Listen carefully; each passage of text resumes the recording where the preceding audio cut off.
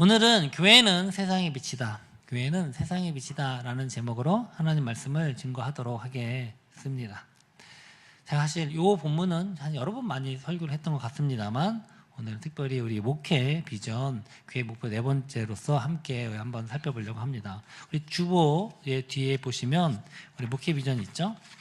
여기 네 번째입니다. 우리 한번 함께 읽어보도록 하겠습니다. 넷째, 진리로 세상을 밝히는 교회입니다. 혼탁한 시대 속에서도 타협하지 않는 순전한 말씀의 진리를 굳게 붙들어 어두운 세상을 환하게 비추는 빛의 사명을 감당하겠습니다. 네, 이것이 우리 또 네 번째 우리 목표입니다. 얼마 전에 제 뉴스에서 현대자동차 그룹이 선보인 그 아트라스라고 하는 그 로봇을 봤는데요. 저는 깜짝 놀랐습니다. 근데 저만 깜짝 놀란 건 아닌 것 같아요. 세계에서 아마 깜짝 놀랐던 것 같습니다. 화면이 안 나오는데 잠깐 연결 안 됐나요? 네. 이게 보니까 마치 사람이 걷는 듯한 착각을 일으키는 중국의 샤오평, 그다음에 뭐 미국의 테슬라의 옵티머스까지 굉장히 로봇들이 요즘 많이 나오고 있습니다. 근데 우리나라는 좀 여기서 뒤처지나 해서 좀 섭섭했던 마음이 있었는데 얼마 전에 이 현대자동차에서 또 이 아틀라스라는 로봇을 이제 발표를 했는데 굉장히 호응이 좋았고 사람들이 많이 놀랐다라고 할 수 있을 것 같습니다. 저도 사실 제가 원래 대학교 때 이 공대 쪽에 있었고 원래 처음에 제가 이 로보틱스, 로봇공학 쪽으로 굉장히 원래 하고 싶었었어요. 근데 이제 저는 나중에 반도체 쪽으로 바꿨지만 그래서 좀 내심 관심이 많았는데 딱 이걸 보고서 또 한편으로는 좀 이렇게 반가웠기도 했었습니다. 사실 공상과학 만화 혹은 뭐 영화에 보면 막 AI 로봇 정말 제가 어렸을 때 많이 나왔던 것 같아요. 뭐 지금도 나오고 있지만 근데 그것이 진짜 현실화되고 있다 그런 생각이 듭니다. 또 그런가 하면 전 세계에 뭐 듀얼링크가 또 뭐 인공위성을 통해서 인터넷으로 다 사막에서나 어디서나 이제 인터넷이 가능한 시대가 되었을 뿐만 아니라 요즘 이제 120세까지 사는 건 꿈이 아니다라고 이야기합니다. 점점 수명들도 늘어나고 있고, 물론 아까도 뭐 암 소식을 이야기했지만 요즘은 웬만하면요 또 암도 많이 정복이 되기도 했습니다. 자, 그러면 이 세상은 꿈과 희망, 밝은 미래로만 가는가? 또 보면 꼭 그런 것만은 아닌 것 같아요. 세계적인 뉴스를 들어보면 여러 가지 또 슬픈 소식들도 많이 들려옵니다. 여전히 전쟁, 뭐 폭동, 폭력, 독재, 부정, 부패, 종독, 뭐 음란, 마약 이런 얘기들도 끊임없이 쏟아져 나오고 있는 것도 사실입니다. 우리가 살아가는 것, 이 시대를 우리가 살아가는데 한마디로 정의하자면 쉽진 않아요. 근데 저는 혼탁한 시대다라고 정의를 하고 싶습니다. 그러니까 진리와 거짓, 선과 악이 막 뒤섞여 있는 거예요. 밝은 미래가 있는 것처럼 보이지만 또 굉장히 어두운 이면이 함께 섞여 있는 그런 시대인 것 같습니다. 왜 그럴까? 제가 많은 이제 고민을 하게 되고 또 제가 목회자로서도 많이 그런 것들을 고민을 하게 됩니다. 근데 보면요, 세상은 분명히 육적으로는 외형적으로는요 기술이나 문화들은 점점 발전하고 있는 것이 사실이에요. 그러나 이 내면적으로는요, 영적으로는 더 어두워지고 약해지고 있다라는 것입니다. 근데 분명 성경이 이미 그 말씀을 했습니다. 에베소서 5장 16절에도 보면 세월을 아끼라 때가 악하니라 이렇게 말씀을 합니다. 세월을 아껴라. 때가 악하니, 여기 세월을 아끼라는 것은 곧 예수님 오실 날이 얼마 안 남았으니 아껴라 이런 의미입니다. 때가 악하니라. 칠흑 같은 밤바다에서 향하는 이 항해를 하는 배에서 필요한 건 뭡니까? 바로 불빛, 등대입니다. 여러 가지 뭐 장식이나 엔진 필요 없죠? 바로 등대예요, 등대. 이 불빛이 없으면 아무리 좋은 배라도 이제 암초에 부딪힐 수 있습니다. 그렇기 때문에 이런 영적으로 어두운 시대에 빛을 비추는 것, 바로 등대 역할을 하는 것, 그것을 교회다라고 성경은 말씀하고 있습니다. 마태복음 5장 14절에 보면 너희는 세상의 빛이라 이렇게 말씀을 하고 계십니다. 그래서 이 말씀을 통해서 왜 세상이 점점 영적으로 어두워지는지, 또 교회가 어떻게 세상의 빛의 역할을 할 수 있는지를 살펴보면서 우리가 교회가 나아가야 할 목표도 함께 살펴보기를 소망합니다.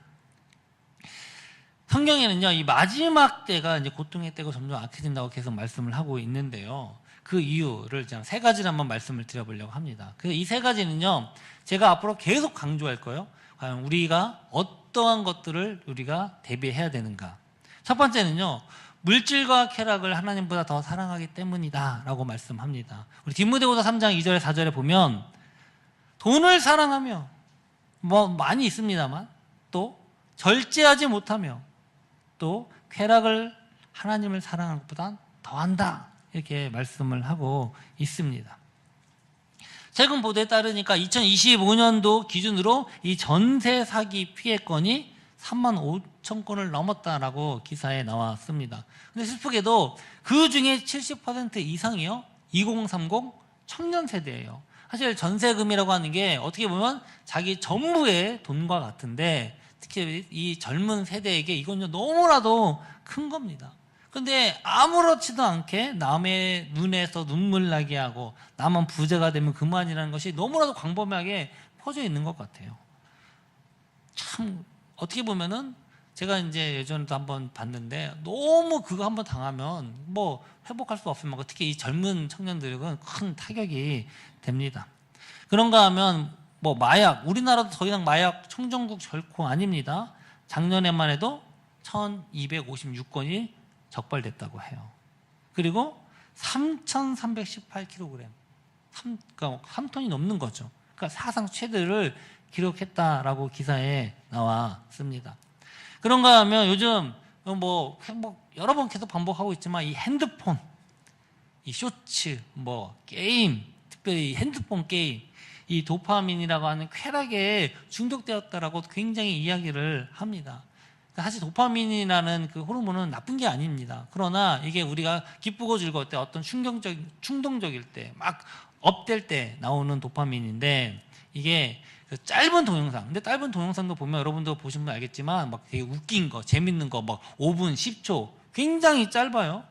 그리고 또 어떤 게임에서 나오는 어떤 그런 단적인 것들, 뭐 좀 이렇게 굉장히 자극적인 것들.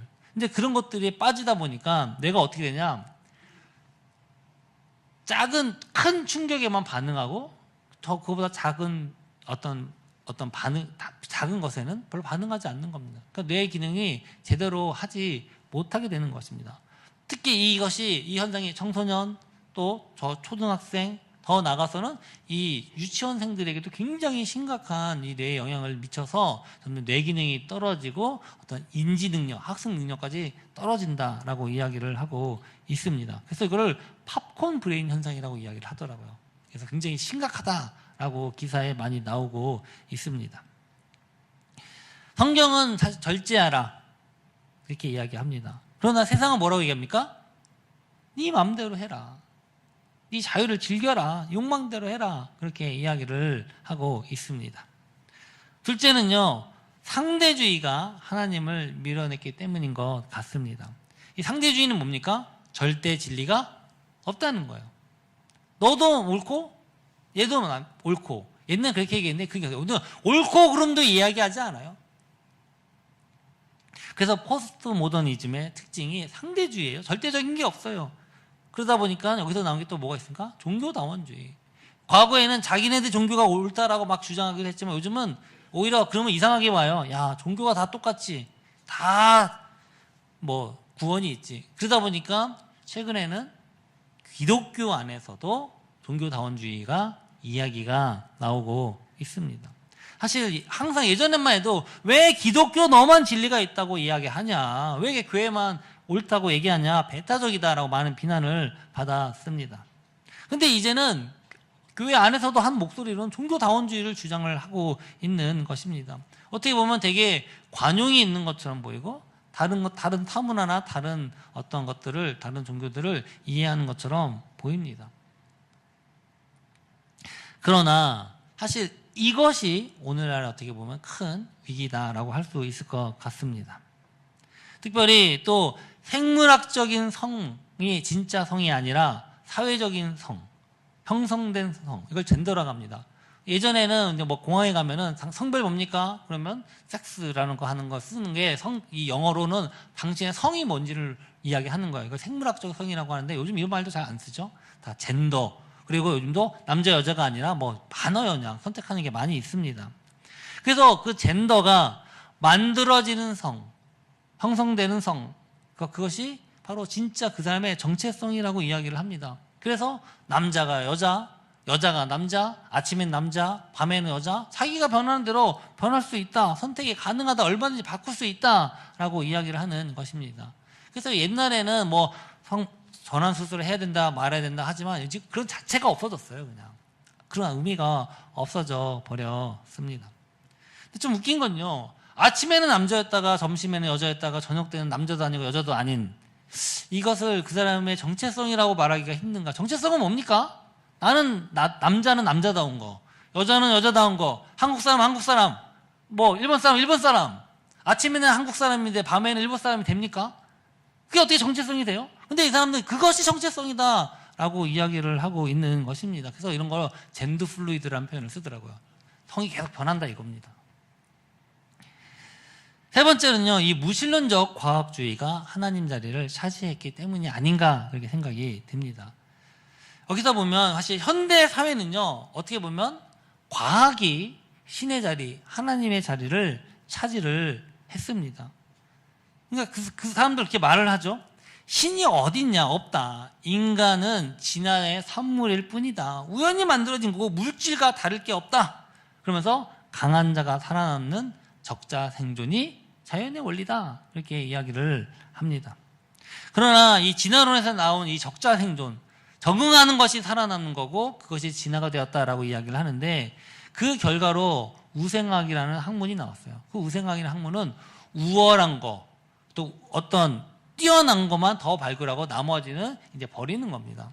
그래서 거기서 나온 게 또 나치즘이에요. 그래서 유대인들, 히틀러가 유대인을 학살할 때 사용했던 논리도 바로 거기서 나옵니다. 열등한 민족은 필요 없다는 겁니다. 우월한 민족, 게르만 민족의 우월성을 세계에 알리고 그것으로 전 세계를 퍼줘야 된다라고 해서 엄청난 600만의 유대인을 학살하기도 했습니다.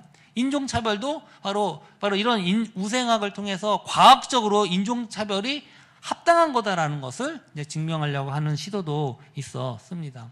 그래서 이게 너무나도 이제 안 좋게 얘기하니까 몇몇 진화론 학자들은요, 다윗은 적자 생존 그거 오해한 거다, 그거 아니다라고 주장을 합니다. 그러나 분명히 그 다윗의 종의 기원 책을 보면요, 적자 생존을 분명하게 이야기를 하고 있습니다. 그래서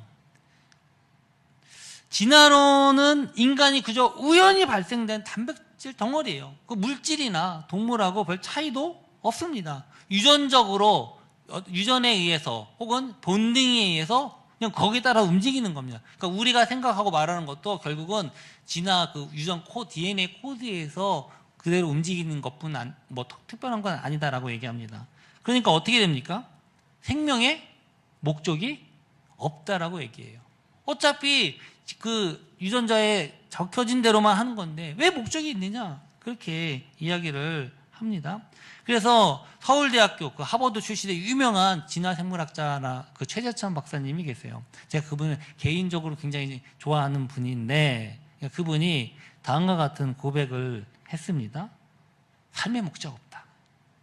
내가 여기 왜 있는가? 인류는 여기 왜 있는가? 이거에 대해서 혹시 답을 찾으셨나? 못 찾았습니다. 저는 삶의 목적이 없습니다. 우리 진화생물학자들에게는 삶의 의미가 사실상 없어요. 유전자의 활동으로 그냥 벌어지는 일이지, 그러나 삶의 목적을 또렷하게 갖고 계시는 분들을 보고 삽니다. 독실한 기독교인과 결혼을 해서 지금 몇십 년 동안 교회를 다닙니다. 정말 진지하게 이 세계는 뭘까 하는 거를 저는 사실은 공부하거든요. 설교 들으면서 열심히 성역책도 뒤적거리고 보면 그분들은 너무너무 힘든 상황인데도 하느님을 붙들고 때로는 너무 행복해 보이는 그런 모습을 가끔 보면은 저건 뭐지? 이러면서도 종종 감동을 받죠. 그걸 과학자의 관점에서 일축해버리는 거는 그렇게 바람직한 태도는 아닐 것 같다. 저는 빨리 이분이 예수님 만났으면 좋겠어요. 되게 유명하신 분인데 이제 굉장히 석학입니다. 석학이에요. 그런데 이분은 진화 생물학자입니다. 그러다 보니까 아무리 하나님을 인정하려고 해도 자기가 배운 학문에선 신이 있을 수가 없는 겁니다. 어차피 생명이라는 것도 이 진화론에 따르고 또 그 유전적인 코드에 따라서 움직이는 건데 당연히 목적이 없죠. 그냥 본능대로만 사는 겁니다. 그런데 이분이 참 이 아내분이 굉장히 독실한 기독교인이에요. 그래서 열심히 교회는 다니시는 것 같아요. 그래서 이분은 나름대로 의미를 찾으려고 하는 것 같습니다. 그러나 아무리 의미를 찾으려고 해도 진짜 하나님 만나지 않고는 이거는 쉬운 일은 아닙니다. 성경은요 뭐라고 얘기합니까? 인생의 목적이 있다고 말씀합니까? 없다고 말씀합니까? 있다고 말씀합니다. 창세기 1장 28절에 보면 하나님이 그들에게 복을 주시며 하나님이 그들에게 이르시되 생육하고 번성하여 땅에 충만하라 땅을 정복하라 바다의 물고기와 하늘의 새와 땅에 움직이는 모든 생물을 다스리라 하시니라. 하나님께서 인간을 만드시면서 사명을 주셨어요. 분명히 복을 주셨고 사명을 주셨어요. 생육하고 번성하고 땅에 충만하라 땅을 정복하라 모든 생물을 다스리라 라는 것이 하나님께서 인간을 지으신 이유입니다. 또 더 큰 이유가 있습니다. 이사야 43장 7절에 보면 내 이름으로 불려지는 모든 자 곧 내가 내 영광을 위하여 창조한 자를 오게 하라. 그를 내가 지었고 그를 내가 만들었느니라. 그래서 무엇을 위해 창조하셨다고요? 하나님의 영광을 위해서 창조했다라고 이미 말씀을 하고 계십니다.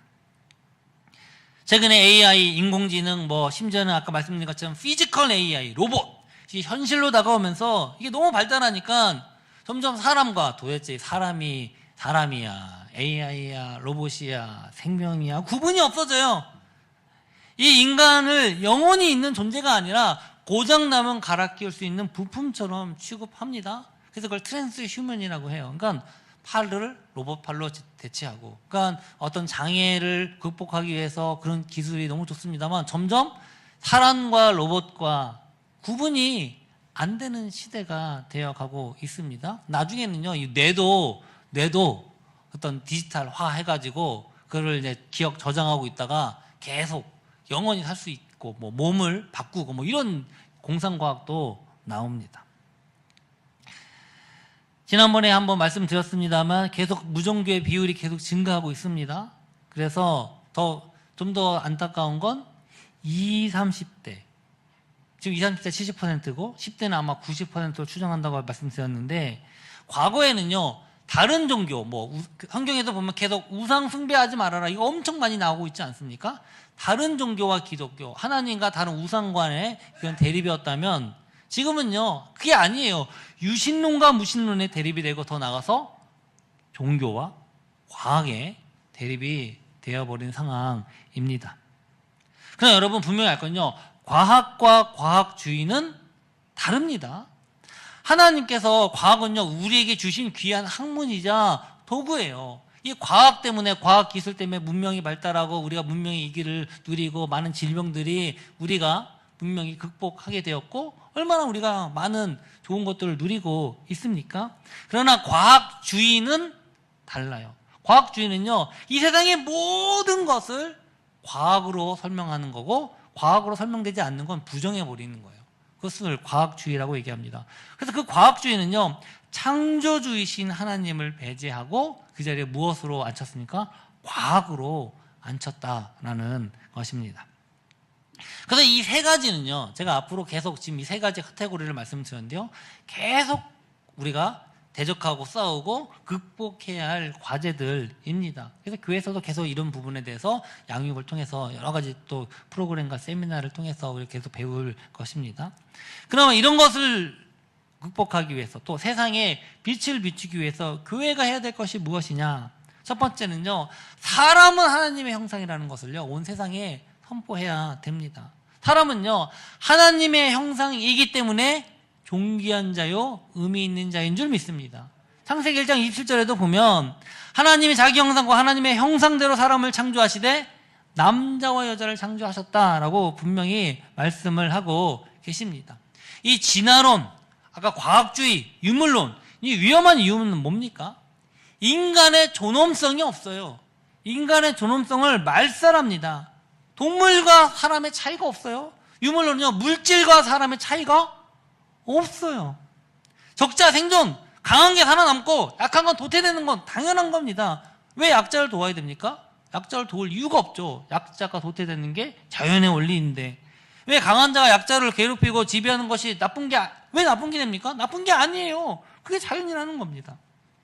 그렇기 때문에 진화론에 따르면 자연 세계에서는 약자가 강자에게 먹히는 약육강식이 당연한 것이 됩니다.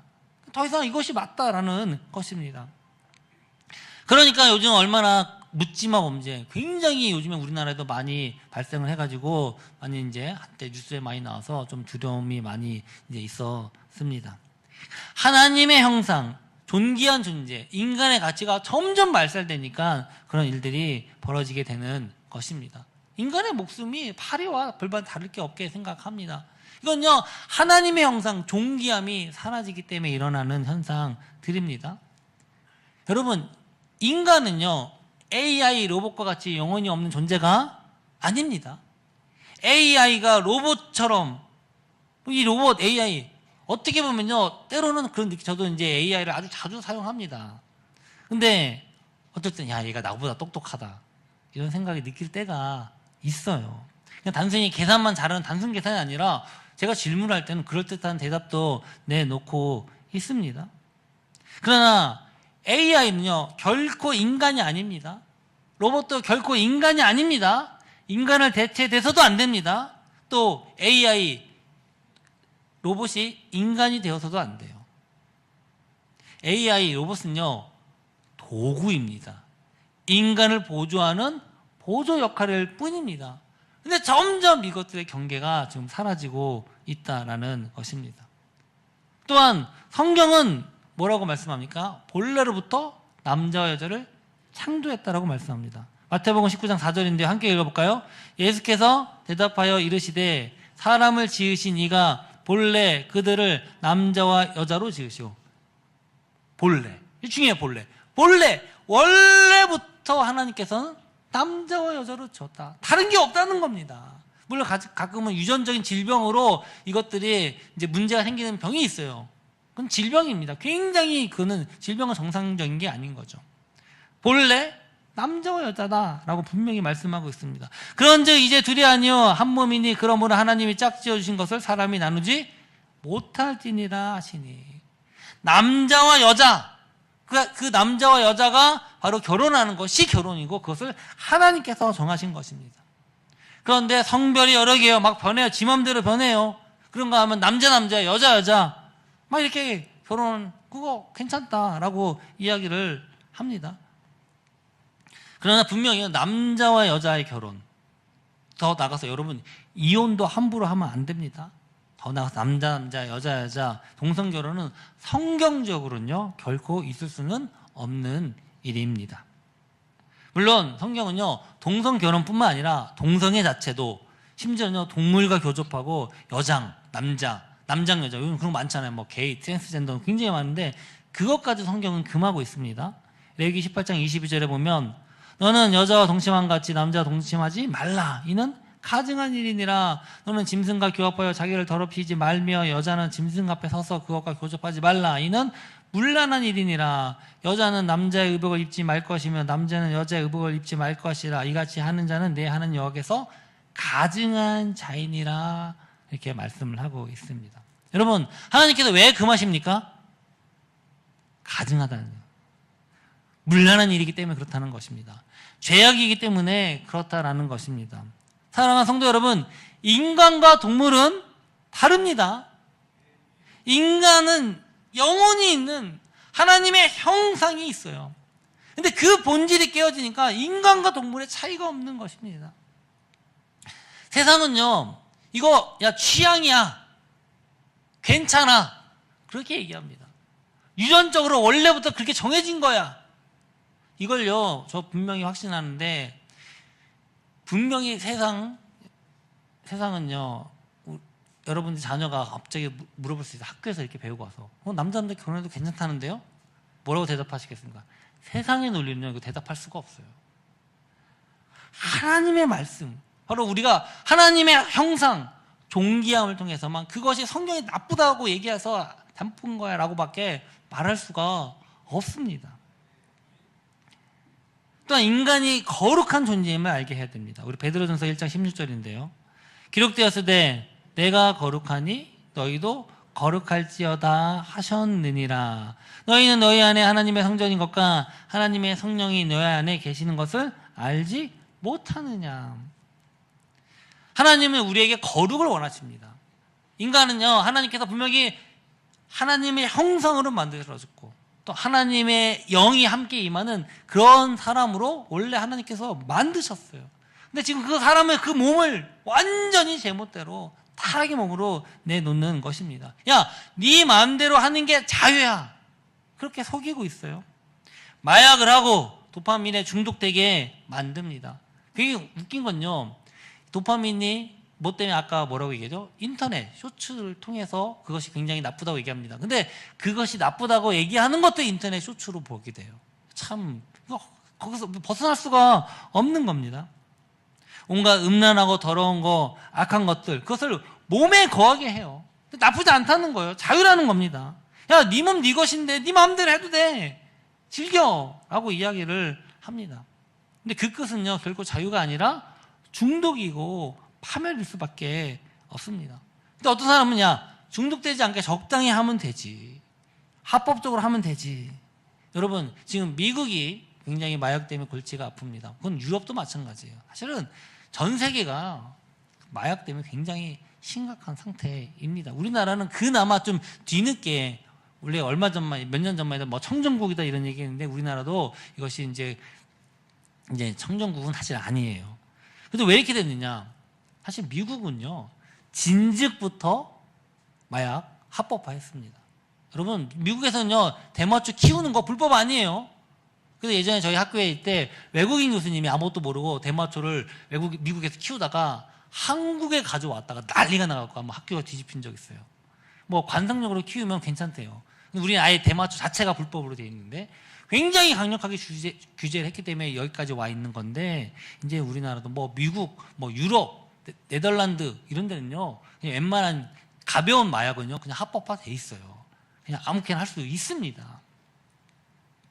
적당히 하면 되지, 적당히만 하면 되지. 세상은 그렇게 우리를 이야기를 합니다. 이건 결코 세상의 논리는요 막기 힘들다라는 것입니다. 이러한 유혹에 빠지지 않기 위해서는요, 오직 이 말씀처럼 우리 몸을 거룩하게 할 수밖에 없어요. 성령의 충만함으로 거룩함을 회복할 때만 가능한 것입니다. 그래서 우리 자녀에게도 이렇게 교육하지 않으면요, 이거 해결할 방법 없습니다.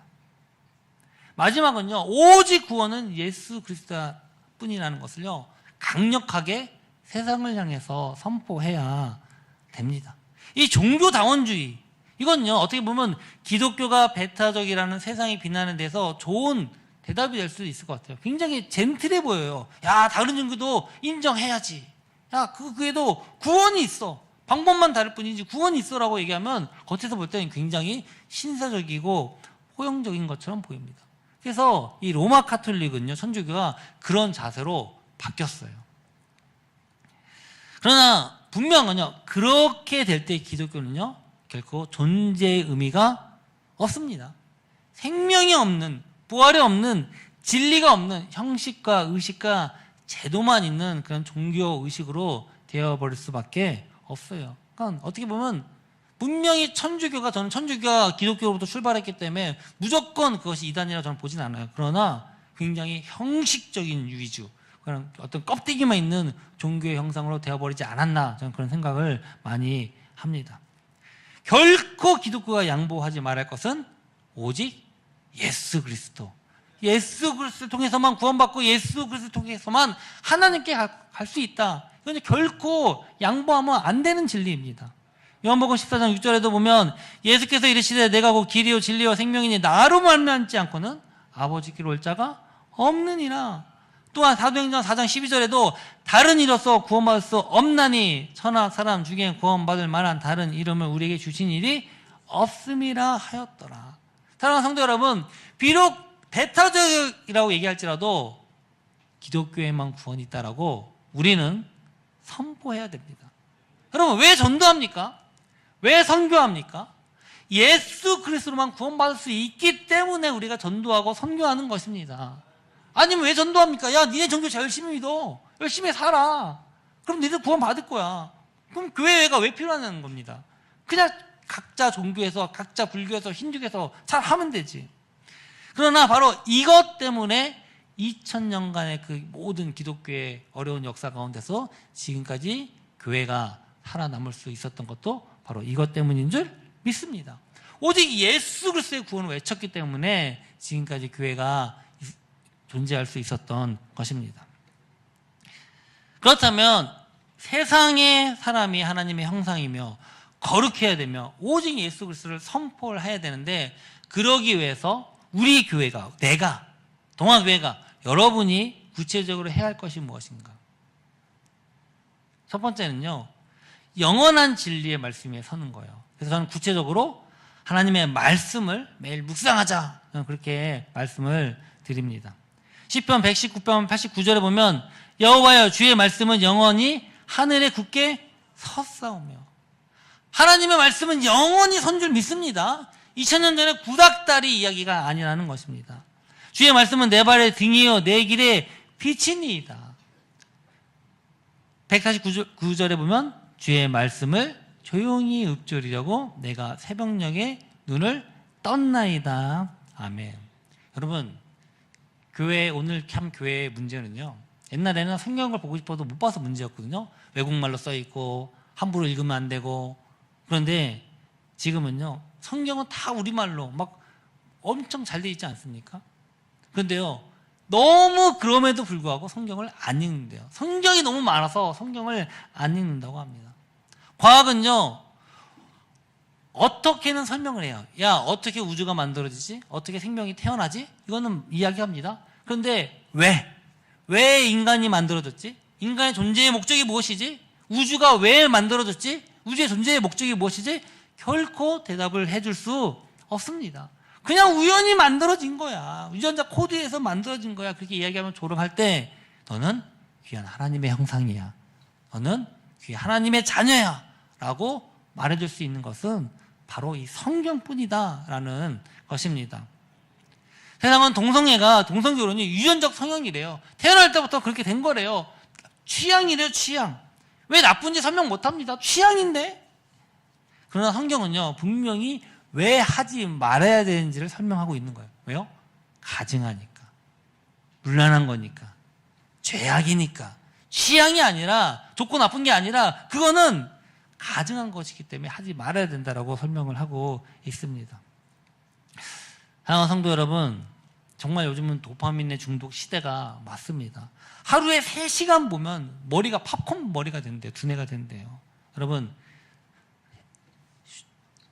유튜브 쇼츠 보기 전에 먼저 주의 말씀 읽어보길 주의 이름으로 소망합니다. 그래서 저도 원래는 핸드폰으로 이 성경을 계속 봤어요. 저는 이제 외국 번역 성경도 많이 보는데, 제가 제 딱 자리에 보면 일반 성경책을 딱 펴놨어요.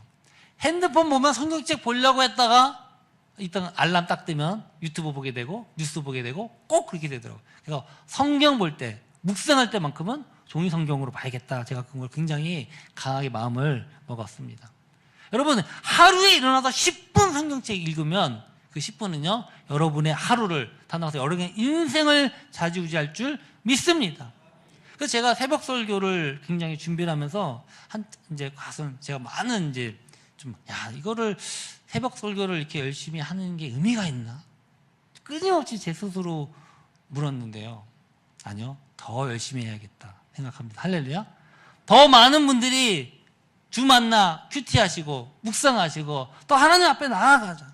그래서 앞으로 제가 아주 달달 볶을 겁니다. 달달. 얼마 전에 우리 그 초등학교 3학년 친구가 엄마 따라서 왔어요. 새벽 예배를.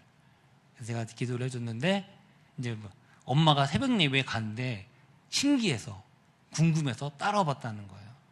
그러니까 새벽 예배도 가니까 자녀들도 그거 보고 궁금해서 따라오더라는 겁니다.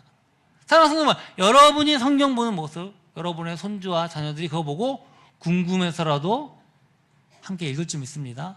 궁금해서라도 기도할 줄 믿습니다. 성령으로 진리를 분별하자.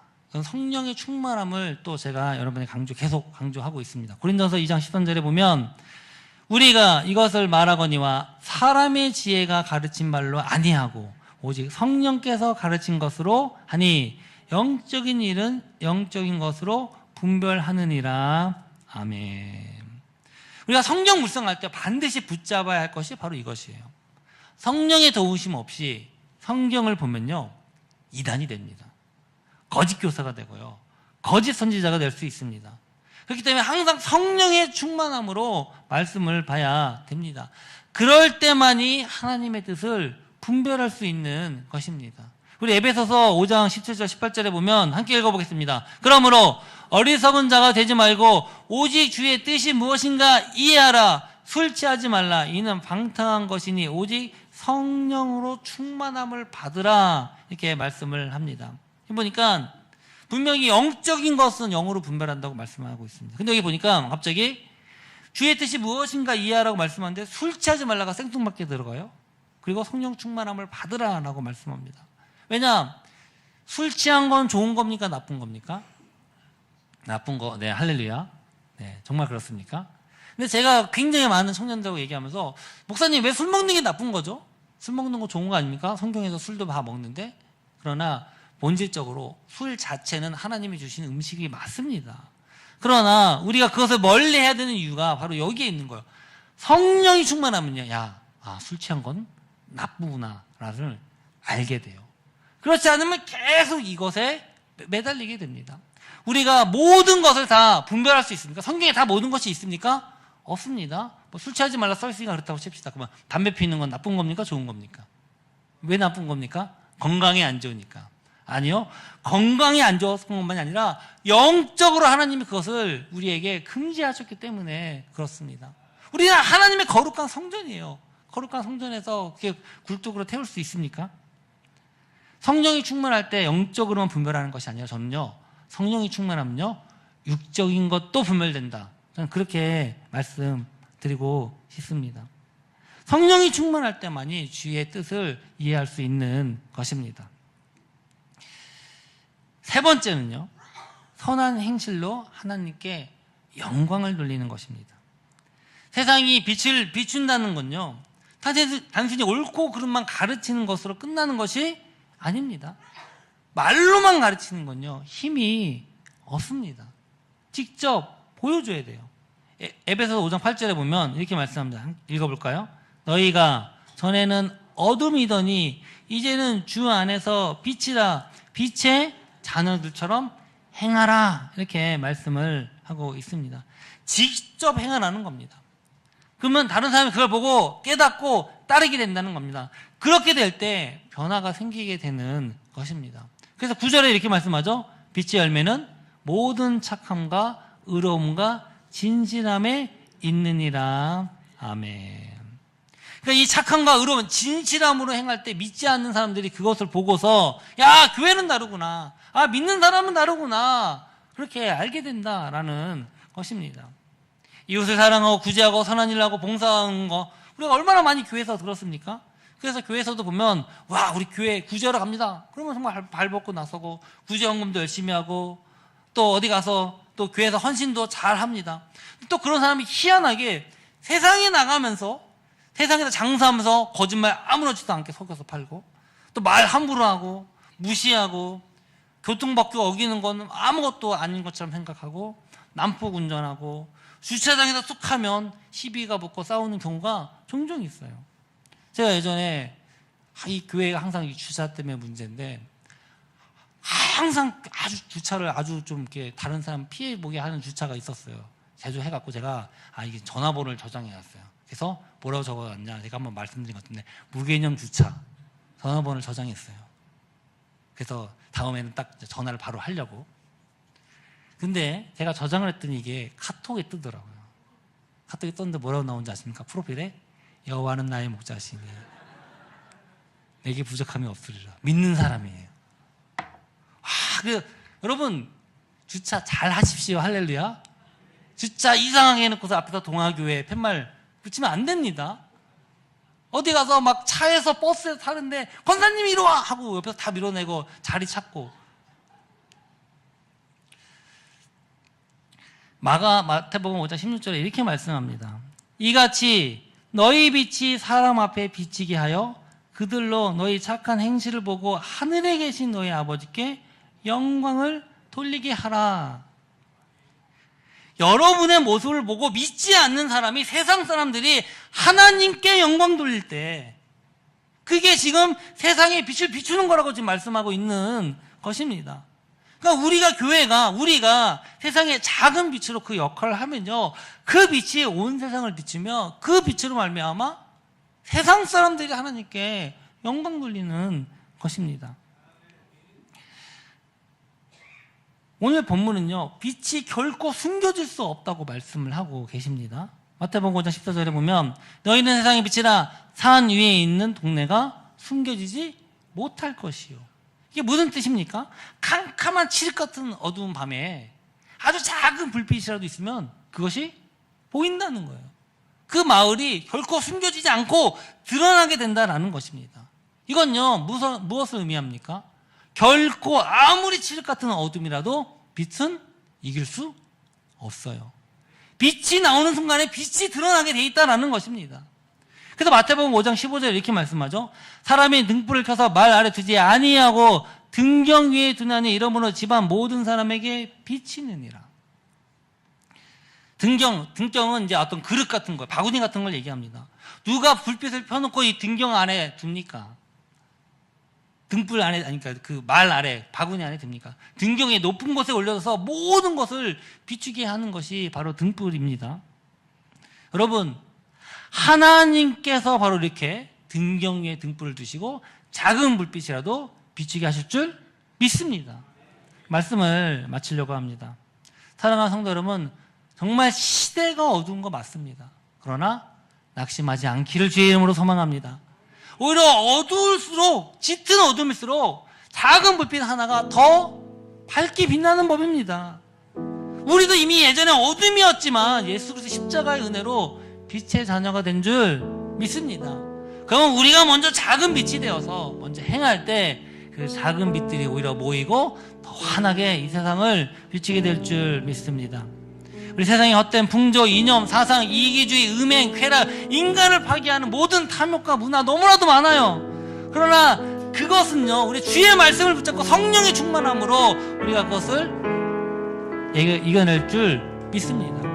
결코 어둠은요, 빛을 이길 수 없습니다. 이 세상에 진리와 거짓, 선과 악으로 막 뒤섞여 있지만 우리가 빛의 사명을 감당할 때 반드시 이 세상에는 빛을 비춰지게 될 줄 믿습니다. 온 영광이 바로 우리를 통해서 하나님께 드러내며 사람들도 그 빛을 통해서 하나님께 영광 돌리게 될 줄 믿습니다. 이 은혜와 복이 저와 여러분 함께하길 주의 이름으로 축원합니다. 함께 일어나서 우리 교회여 일어나라, 우리 찬양하며 봉헌하겠습니다.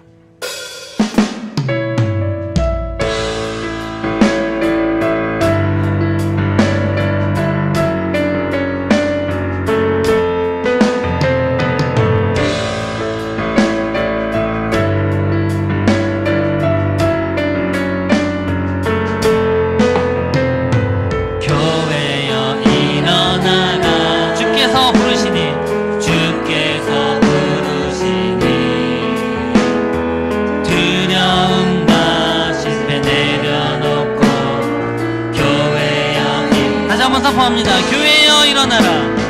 교회여 일어나. 주께서 보내시니.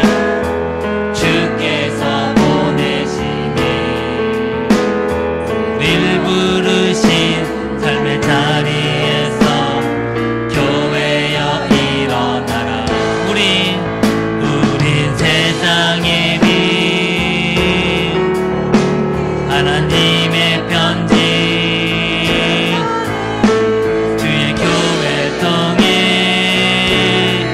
세상이 주를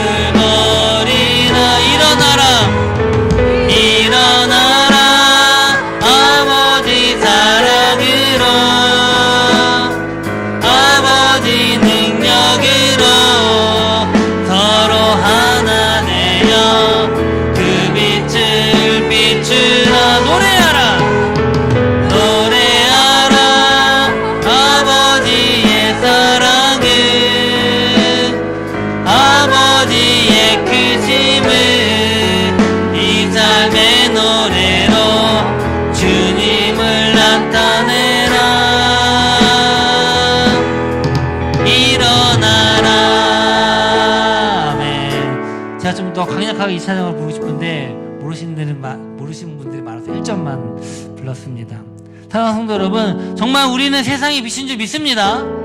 교회가, 세상이요, 우리를 통해서 하나님을 바라보게 되는 것입니다. 우리 이 시간 함께 우리 좀 기도에만 나갔으면 좋겠습니다. 주님, 하나님 아버지, 정말 이 혼탁한 이 시대 속에 우리가 길을 잃지 않게 하시고 오히려 주님의 빛으로 이 세상을 비추게 하여 주시옵소서. 세상은 인간과 동물을 구분하지 않고 인간과 물질을 구분하지 않지만 하나님의 형상으로, 하나님의 존귀한 귀한 자라, 하나님의 영이 거하는 거룩한 성전으로서의 의의 사람의 그 존재의 의미를 우리가 선포하게 하시고 오직 예수 그리스도의 십자가의 은혜로만 우리가 구원받을 수 있음을 선포함으로 말미암아 정말 우리가 세상과 타협하지 않고 순전한 빛으로 우리 하나님의 거룩한 자녀로서 우리의 선한 행실로서 주님을 드러내며 하나님의 영광을 드러낼 때 반드시 이 세상이 그것을 바라보며 어두운 세상이 빛으로 비춰지며 하나님께 영광 돌리게 될 줄 믿습니다. 이 사명 우리가 감당하게 하여 주시옵소서. 이 고백하면서 주여 한번 부르짖고 기도하며 나아갑니다. 주여, 할렐루야. 고마우신 아버지 하나님 감사합니다. 오늘도 우리가 주 앞에 나와서 기도하며 부르짖습니다. 아버지 하나님, 이 혼탁한 시대에 우리가 주의 성령으로 분별하게 하시고 주의 말씀, 영원히 변치 않는 주의 말씀을 붙잡고 이 세상을 향하여 오직 그리스도를 외치며 선포하며 나아가게 하여 주시옵소서. 아버지 하나님, 우리의 육신을 정말 이 세상의 더러운 쾌락과 경욕에 내어놓는 것이 아니라 하나님 말씀을 의지하며 붙잡음으로 나아가며 주의 능력으로 성령의 충만한 역사함으로 그것을 이겨내며 세상의 빛과 소금의 역할을 감당하게 하여 주시옵소서. 오늘 주 앞에 나와서 기도합니다. 사랑의 주님, 오늘도 우리가 주 앞에 나와서 기도합니다.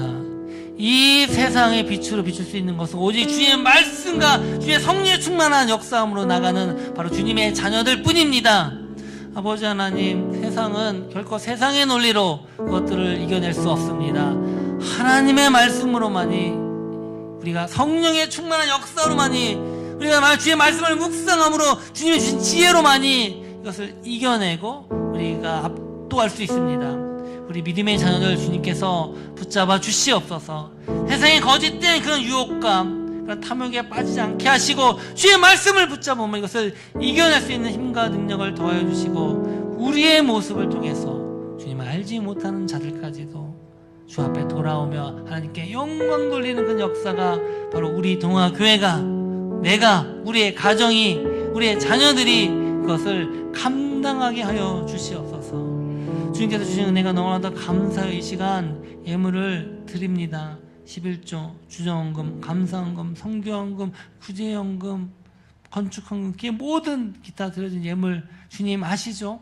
바로 우리가 주신 이 사명, 빛으로 이 세상을 환하게 비추는 그 사명을 감당하기 위해서 때는 우리 육신의 어려움과 질병이 있지만 그것도 하나님이 이 사명을 감당하기 위해서 회복시켜 주시고 고쳐 주실 줄 믿습니다. 물질의 회복을 통해서 우리가 더 선한 일들을 함으로 말미암아 하나님의 그 빛을, 예수 그리스도의 십자가 사랑 그 빛을 전파하며 전하게 하여 주시옵소서. 지금은 우리 주 예수 그리스도의 은혜와 하나님의 사랑과 성령의 교통하심이 세상의 빛으로서 복음과 진리 안에서 선한 행실로 어둠을 밝히기로 결단하는 이것에 예배하는 모든 성도들과 영상으로 참여하는 모든 이들 가운데 지금으로부터 영원히 함께 있을지어다. 아멘.